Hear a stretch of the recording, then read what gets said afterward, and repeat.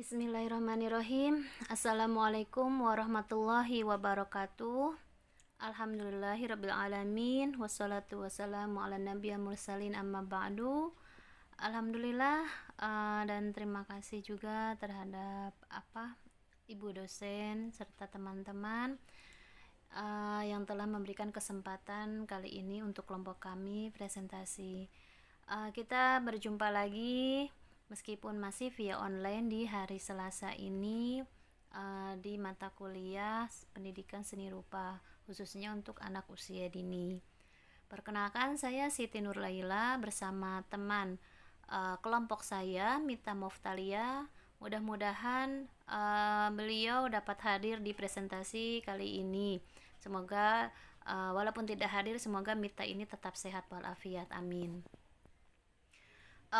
Untuk kali ini materi yang diangkat yaitu batik jumputan. Nah, batik jumputan ini nanti kita akan praktekkan sesuai tugas yang ada di tertera di silabus MK Pendidikan Seni Rupa ini.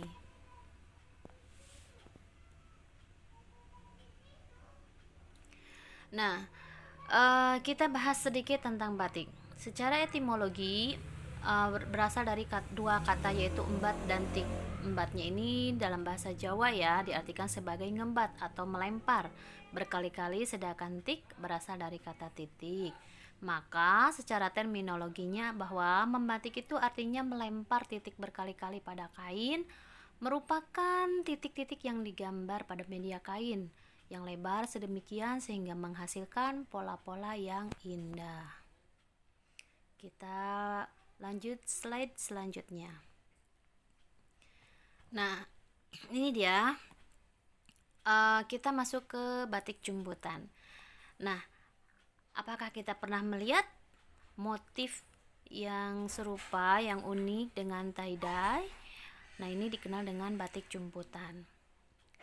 Jumputan sendiri diambil dari kata dasar jumput yang memiliki arti mengambil kain dengan cara dicomot sedikit demi sedikit dengan tangan untuk kemudian diikat agar bisa memberikan pola serta dicelupkan dalam pewarna. Nah, teknik ini untuk membuat batik jumputan dan disebut juga dengan teknik jumputan. Dibanding batik pada umumnya, motif ini lebih menekankan pada warna yang fresh, merah, pink, hijau, dan motifnya juga sederhana dan digunakan pada pakaian bisa untuk formal maupun non formal, bahkan bisa digunakan untuk pakaian sehari-hari. Kita lanjut. Oke, nah di sini ada sejarahnya ya, bahwa batik jumputan ini berasal dari Tiongkok. Walaupun demikian, kelompok yang dianggap telah berjasa membawa teknik batik jumputan ke Indonesia adalah penyintas dari India. Nah, motif ini hadir dengan berbagai rangkaian warna yang sangat cerah. Dan motif batik jumputan memang dibawa dari Tiongkok. Pada perkembangannya tetap saja di masing-masing kota, masing-masing daerah mempunyai motif-motif tersendiri yang berbeda. Di sini ada cara pembuatan batiknya. Dulu menggunakan pewarna alam, tapi seiring berjalannya waktu dengan perkembangan zaman maka menggunakan pewarna sintetis yang memiliki pilihan warna tak terbatas kalau menggunakan pewarna sintetis ini. Dan masing-masing pewarna baik itu yang alami ataupun yang sintetis mempunyai kelebihan dan kekurangannya masing-masing. Nah, di bawah ini itu ada contoh dari hasil kreasi batik jumputan. Nah, kita masuk ke pendidikan anak usia dini. Pada anak usia dini ini kan ada beberapa aspek yang perlu dikembangkan. Kemudian terlebih lagi pada motorik. Motorik ini ada motorik kasar dan motorik halus. Nah, saya yakin teman-teman semua sudah paham dan mengerti antara motorik kasar dan halus ini. Apa kaitannya dengan batik jumputan? Kaitannya adalah agar aspek perkembangan anak pada motorik halusnya ini dapat berkembang dengan lebih baik lagi dengan cara mengenalkan membatik, uh, menjumput ya. Jadi pembelajarannya seraya bermain lewat kegiatan menjumput. Oke, kita lanjut lagi ya. Nah, ini jadi salah satu cara untuk meningkatkan aspek perkembangan anak dalam hal motorik halus bisa dikenalkan membatik dengan cara menjumput seperti ini. Insya Allah anak-anak akan senang karena anak-anak itu suka sekali dengan warna-warna yang cerah dan lebih suka ke praktek ya, karena dia pikir itu dia bisa menghasilkan karya dengan cara bermainnya. Nah, nanti kita bisa mempraktekannya untuk kebutuhan portofolio tugas kuliah kita dari ibu dosen. Kita ambil cara yang sederhana saja. Di sini kita siapkan alat dan bahannya yaitu tisu, cat air berbagai warna. Ya. Jadi kita siapkan saja tisu. Pasti semuanya punya tisu ya. Kemudian ada cat air yang berwarna, berbagai warna maksudnya, nggak lebih dari satu, biar nanti kesannya lebih seru aja. Anak-anak itu suka warna yang banyak ya, yang cerah-cerah. Kemudian kuas, kalau tidak ada bisa pakai cotton bud. Wadah untuk cat air, beberapa wadah karena cat airnya juga beberapa warna. Kemudian ada kertas putih ataupun koran ataupun apa itu untuk menjadi alas agar nanti tidak menetes ke ke lantai atau ke meja, jadi kesannya kita bisa menjaga kebersihan. Dan setrika ini kegunaannya untuk menggosok setelah tisunya kering supaya nanti halus lagi.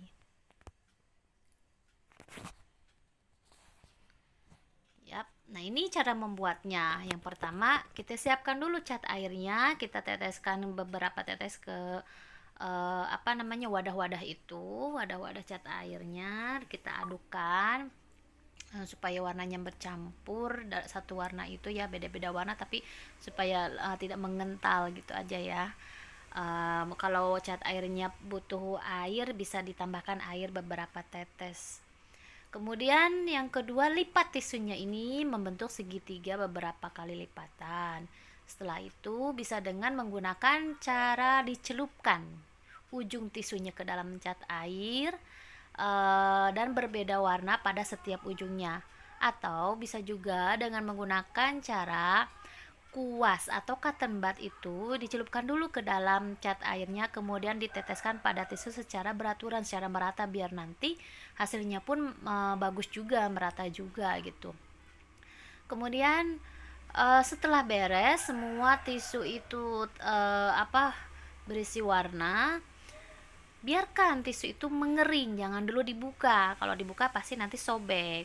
Nah, setelah mengering, tisunya dibuka lebar seperti sedia kala dan bisa digosok, bisa disetrika agar tisunya itu tidak mengkerut ya. Tapi tisu sebelum digosok itu masukkan dulu ke dalam koran. Jadi kita menggosoknya di atas koran itu, si tisu ada di dalamnya. Seperti itu. Oke, teman-teman, kita siap praktek nanti ya. Insya Allah mudah dan pasti jangankan anak-anak, kita pun akan memiliki pengalaman tersendiri dan keseruan tersendiri ketika kita mengerjakan praktek nanti. Kemudian masih banyak lagi cara-caranya sebetulnya ya, bukan hanya yang tadi saya sampaikan. Kita bisa berkreasi dengan apa yang kita pikirkan. Ide-ide kita pasti sebagai pendidik itu lebih banyak lagi, karena bagaimanapun kita memiliki cara tersendiri agar anak ini mau bersemangat untuk sekolah di usia dini. Baiklah teman-teman, kesimpulannya bahwa batik Indonesia itu adalah kekayaan warisan budaya bangsa Indonesia.